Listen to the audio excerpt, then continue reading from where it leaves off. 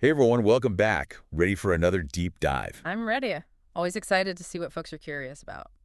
Well, today's topic is something that might seem pretty basic to some, Yeah. but it's something that can really make a huge difference in the lives of seniors. Mm-hmm. We're talking about email. Good old email. Yeah, and we had a listener write in with two articles actually from Senior Citizens Tech Haven. Nice. So one is called "Setting Up Your First Email Account," Okay.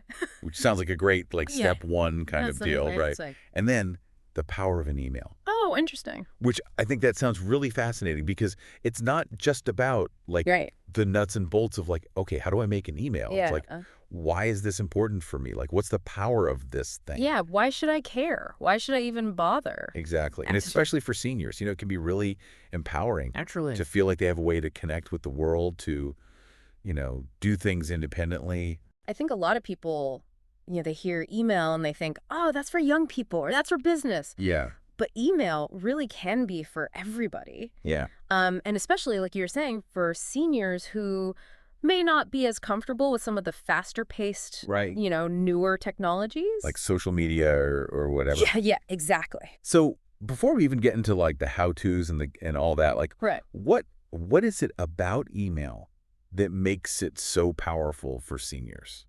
Like, what does it actually do for people? Well, I think one of the biggest things is connection, right? Staying in touch with family and friends. Yeah, like even if they live far away. Exactly. Yeah. You don't have to be in the same place to share photos, Sure. tell stories, get updates on each other's lives. And you don't have to learn a whole new app Right. Exactly. to do it. And it's not as public, Some people are a little more private and Yeah. they don't want to share everything on, Facebook for the whole world to see. Yeah, it's very one-on-one. Single, And you to can make kind of go at your own pace. Yeah, you can take your time to write your message. Uh-huh. You can think about it. You don't have to feel like you're, on the spot Yeah. like you do with some of those other, instant messaging things. But it's not just about, chatting with your grandkids or whatever. No, definitely not. Like the Power of an Email article mentions some other really cool uses too, right? Oh, yeah, there's so much you can do with email. Like it's really incredible the Yeah. things that you can do with it now. Like, for example, managing your healthcare appointments. Oh, yeah. Getting reminders. Yeah. Getting test results. Wow. Even doing telehealth consultations all through email. You can do all that from home. From the comfort of your own home. Exactly. Yeah. I mean, that's incredible. Yeah. And that's just one aspect of it. Exactly. And I think for a lot of seniors, that can be a real game changer. You don't have to rely on someone else to drive you to the doctor's office. Yeah. You can, manage things yourself. It gives you a sense of independence. That's a really good point. Yeah. Because we've talked about connection, but independence is also a huge part of it. Absolutely. And I think that's something that the power of an email really emphasizes. Yeah. It's about giving seniors the tools to be more self-sufficient, Uh-huh. to take control of their own lives, to not have to rely on others as much. And to not feel like they're falling behind. Exactly. Yeah, because the world is becoming increasingly digital, right? Oh, yeah. And if you don't have those basic digital skills, it can be really isolating. Yeah, definitely. So email is kind of like a gateway. Uh-huh. It's one of those fundamental skills that can open up so many other possibilities. And it's, like you said, that sense of belonging, right? Yeah. Like feeling like you're part of the conversation. Exactly. And feeling like you can, participate in the world around you. Now, this is where I think the power of an email article makes a really cool comparison. Oh, yeah. Tell me about it. They say that your email address is like a digital version of those essential documents we carry throughout our lives. I love that. Like our birth certificate, driver's license, passport. That's like your digital ID, right? It's your key to belonging in the digital world. Yeah. I mean, think about it, right? You need a driver's license to drive a car. Uh-huh. You need a passport to travel to another country. Oh. You need your birth certificate for all sorts of things. Yeah. And in the digital world, you need an email address It's so true. to access so many services and to do so many things. So, okay, we're all on board with why email is important. Right. But now comes the how-to part. The nitty-gritty. Yeah, and that's where that first article comes in, setting up your first email account. Okay, let's dive into this. So it's like a step-by-step guide, right? So Yeah, what's yeah. the first step? Well, the first step is choosing an email provider. And there are a lot of different options out there. Yeah. Are there any that you recommend? Well, The article actually highlights a few that are good for beginners, Okay. like Gmail, which is, super popular, Mm. easy to use, and there's tons of help available online if you get stuck. Yeah, I was going to say there's a lot of support for it. Exactly, yeah. And then there's Yahoo Mail, which has been around forever. Yeah. So, it's a familiar name for a lot of people. Yeah. And then Outlook, which is another good option, Mm. especially if you use, other Microsoft products. Right, like if you have a Windows computer, it's kind of all integrated. Exactly, yes. So those are a few good starting points. Okay, so you choose your provider, and then what? Then you need to create a username, which is the name that people will use to send you emails. Uh-huh.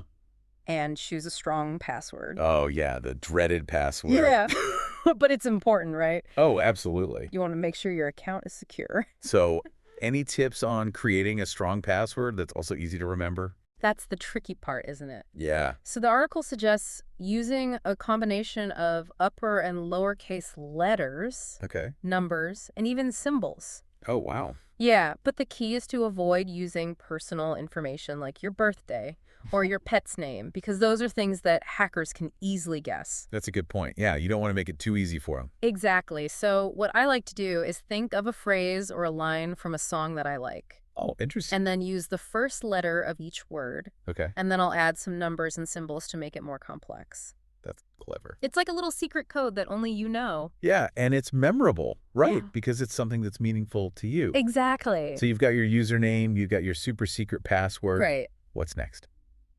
Well, the article emphasizes the importance of setting up recovery options. Oh, right, like in case you forget your password. Yeah, exactly. So it's Yeah. good to link your account to a phone number Uh-huh. or an alternate email address. Okay, so basically a way to get back in if you get lockout. Yeah, think of it like a spare key.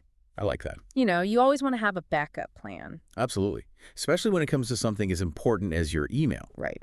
All right, so you've set up your account, you're all secure, you've got your backup plan. You're good to go. Now what? Now it's time to explore the inbox. Okay, what does that even mean?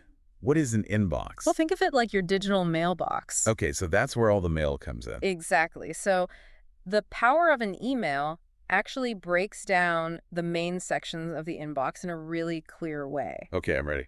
So first, you've got your inbox where all your new messages land. Okay. Then you've got your sent folder, which stores copies of the emails you've sent.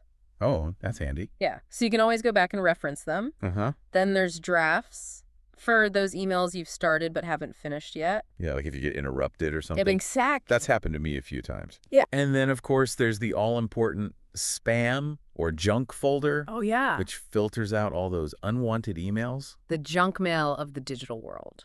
Exactly. But it's so much better than having to sort through all that paper junk mail, right? Oh, absolutely, yeah. The spam filter is your best friend. So, okay, you've got your inbox. You know what all the different sections are. Right. What do you do now? Well, the best thing to do is just start exploring. Click around, see what different features and settings are available. So basically just play around with it. Yeah, email is designed to be pretty intuitive, so don't be afraid to experiment. That's good advice. It's like exploring a new neighborhood, You just got to walk around and see what you find. I like that analogy. Yeah, you'll discover all sorts of cool things. But just like in a new neighborhood, you got to be careful, right? Oh, absolutely. Like there are scams and things to watch out for, especially online. Especially for seniors. Yeah, that's Ah. something that the power of an email really stresses. Okay, so let's talk about that. Okay, so one of the most common scams is called phishing. Phishing, like with a fee. Yeah, like phishing, but with a fee. Oh, okay. And basically what that means is that scammers trying to trick you into revealing personal information, Like what kind of information? like your bank details, your passwords, things like that. Wow, that's scary. Yeah, and these emails often look very legitimate. Oh, Like they might look like they're coming from your bank or a company you do business with. so how can you tell if it's a scam? Well, one red flag is if an email asks you to click on a link to verify your account or provide sensitive information. Oh, okay. Legitimate organizations rarely do that via email. So if you get an email like that, what should you do? The best thing to do is to contact the organization directly through their official website or phone number. Okay, so don't click on any links in the email. Yeah, don't click on any links, don't open any attachments. Just go straight to the source. Exactly. Okay, that's good to know. And remember, if an offer seems too good to be true, it probably is. Oh, yeah, that's a good rule of thumb. Yeah, so if you get an email promising you $1 million Right. or a free cruise, It's probably a scam. yeah, it's best to just delete it. Okay, so be vigilant, be skeptical, And if in doubt, delete. Exactly. But, email isn't just about avoiding scams. It's about so much more. Oh, absolutely. It's a tool that can really enhance your life in countless ways. Yeah, like the power of an email gives some great examples of how seniors are using email beyond just communication. Oh, like what? Well, think about receiving online shopping receipts, Mm-hmm. accessing digital coupons, Oh, yeah. getting event updates, Yeah. even managing your Oh, finances. wow. You could do all that through email. Yeah, it's amazing how much you can do with it. It's like a one-stop shop for everything. It's like having a personal assistant in your inbox. And it all ties back to that theme of independence, right? Exactly. It's about giving seniors the tools to be more self-sufficient, to manage their own lives. And to feel confident in the digital world. Yeah. Yeah, because the digital world can be intimidating, especially if you're not familiar with it. Ah. But email is a great way to dip your toes in, to get comfortable with technology. And to start exploring all the possibilities it has to offer. Absolutely. So speaking of making things easier, the power of an email also talks about accessibility features. Oh, yeah, that's important. Like what kind of features? Well, you can customize your email experience to suit your needs and preferences. Uh-huh. For example, you can increase the font size. Oh, that's good for people who have trouble reading small print. Yeah, exactly. And you can use text-to-speech tools to have emails read aloud. Wow, that's amazing. Yeah, so even if you have difficulty seeing or reading, you can still enjoy email. That's really cool. And you can set up custom notifications. Okay, so you don't get bombarded with alerts. Exactly. You can control how and when you receive notifications. That's great. So it's all about making technology work for you, not the other way around. That's a really good point. Yeah, email should be a tool that helps you, not stresses you out. I think that's a great place to take a break. Yeah, let's come back and talk more about this. We'll dive into more of these cool features and how you can really use email to make your life easier I'm looking forward to it. and maybe even more fun. Who knows? We'll see. All right, we'll be right back. So, yeah, I think making technology work for you instead of the other way around, that's a really good point. Yeah, and email can definitely do that. But I was talking to a friend the other day, and she was telling me about her grandfather who had started using email. Okay. And he was really excited about it at first, Yeah. but then he started getting overwhelmed Oh, I can see that happening. because like his inbox was just like this flood of messages. Yeah, it's like drinking from a fire hose sometimes. It really is. All those newsletters and promotional offers and... And then mixed in with like the important stuff from family and friends. Exactly. I was like, how do you even begin to sort through all of that? Well, that's where organization comes in. Okay. And luckily, the power of an email actually has some great tips for this. Oh, good. Yeah. So one of the things they suggest is creating separate folders for different types of emails. Okay, so like folders for like family and then like bills and, things like that. Exactly. Yeah. So you could have a folder for family, a folder for friends, a folder for bills and financial statements. That's a good idea. It's like having different filing cabinets for your digital life. I like that. Yeah, it keeps everything organized and easy to find. So that solves the problem of like finding the emails you need. Right. But what about like all the unwanted stuff, the spam? Is there anything you could do about that besides just like deleting it all the time? Yeah, for sure. So most email providers have spam filters that you can customize. Oh, really? Yeah, you can block certain types of emails. Oh, that's handy. Yeah, like if you're getting a ton of promotional emails from a particular store, Right. you can just block all emails from that sender. Oh, that's amazing. And then you can also unsubscribe from newsletters or promotional emails that you no longer want to receive. So you don't have to like keep getting those and then deleting them. Exactly, yeah. It takes a little bit of effort up front to go through and unsubscribe from everything. Right. But it can save you so much time and hassle in the long run. It's like weeding your garden. Yeah, exactly. You got to pull out the weeds so the flowers can grow. I love that. Yeah, and your inbox is kind of like your digital garden, You want to make sure it's a place where you enjoy spending time. Yeah, you don't want it to be overgrown with junk. Exactly. So we've talked about the practicalities of managing your inbox, but I'm curious about how seniors are using email to actually pursue their passions and interests. Oh, yeah, that's a great question. Because it's not just about like, the day-to-day stuff. No, definitely not. It can be about like connecting with people who share your hobbies Absolutely. or learning new things. Yeah, like, for example, I was reading about a group of seniors who started a virtual book club entirely through email. Oh, wow. Yeah, They would each read the same book, and then they would share their thoughts and insights through email discussions. That's so cool. Yeah, and they even started having virtual meetups to chat about the books in more detail. Like a whole new way of socializing. Exactly, and it shows that age is no barrier to learning, growing, and connecting with others who share your passions. Yeah, it's never too late to try something new. And email can be a great facilitator for that. It's like a gateway to a whole new world of possibilities. Exactly, you can connect with people from all over the world. Learn new things, discover new hobbies. It's really quite amazing when you think about it. It is. This simple tool that we call email has the power to transform lives. I think that's a really beautiful way to put it. Yeah, it's all about connection, isn't it? And empowerment. Absolutely. Okay, so as we start to wrap up our deep dive into email, especially for seniors, what are some of the key takeaways that you'd like our listener to remember? Well, I think the biggest takeaway is that it's never too late to learn and embrace technology. Mm-hmm. Email might seem daunting at first, but it doesn't have to be. Yeah, and with a little patience and the right guidance, it could become a really valuable tool. Exactly. And the two articles we've been discussing, setting up your first email account and the power of an email, they provide a great starting point. Yeah, they really break things down in a way that's easy to understand. Yeah, it's like having a friendly tech expert right there beside you, guiding you through every step. That's a great way to think about it. And remember, the beauty of email is that it can be tailored to your individual needs and preferences. Okay.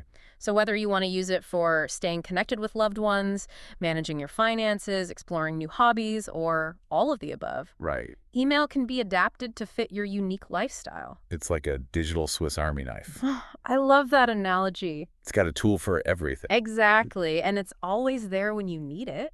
All right, before we sign off, I'd love to leave our listener with a thought-provoking question, something to ponder as they embark on their email adventure. Okay, I like that. So, given all the benefits we've discussed, the connections, the access, the independence, what is one thing you would like to use email for that you haven't tried yet? Ooh, that's a good one. It could be anything from sending a simple hello to an old friend to signing up for a newsletter about a hobby you've always wanted to explore. Yeah, or maybe it's finally taking the leap and registering for that online course you've been eyeing. Or joining a virtual community of people who share your interests. The possibilities are endless. That's right.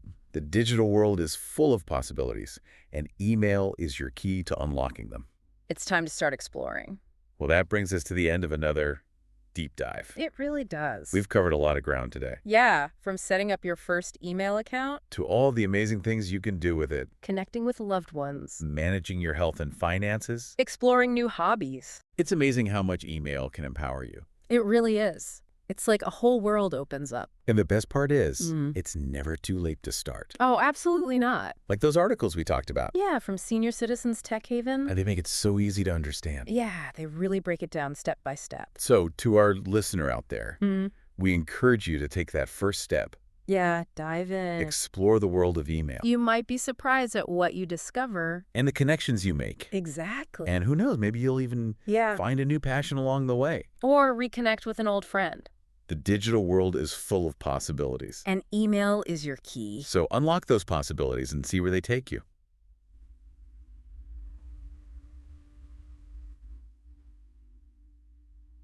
Unlock those possibilities and see where they take you.